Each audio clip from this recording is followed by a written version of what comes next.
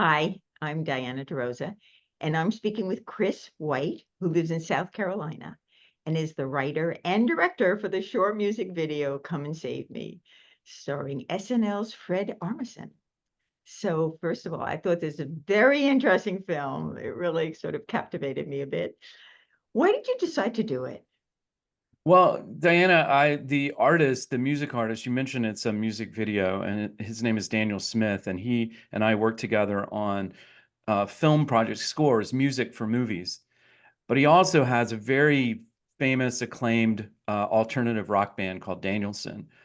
And I just wanted to make a music video for him. He's my friend, Daniel, and I think he's a genius. So the impulse first was let's find a song, which we found a song.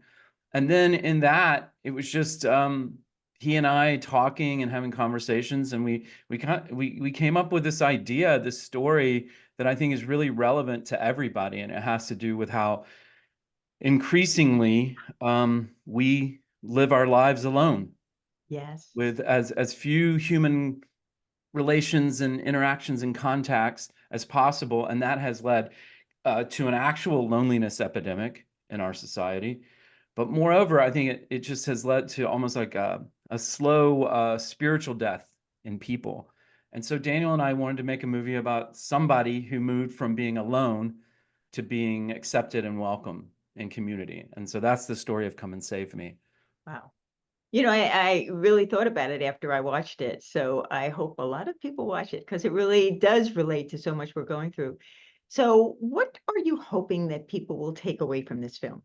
Well, I think it's so full of joy, you know, the colors. I mean, Fred Armisen is such a consummate comedian performer. You know, he's a very physical comedian, and so much of the film was inspired when as I started thinking about the story by the films of Jacques Tati, the French filmmaker and Huh. actor, mid 20th century, made a lot of comedies about alienated people in society that feel out of place.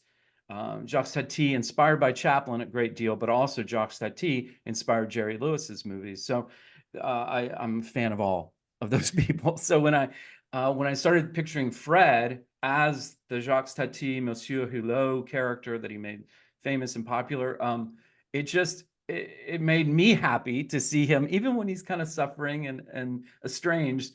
It made me feel joy.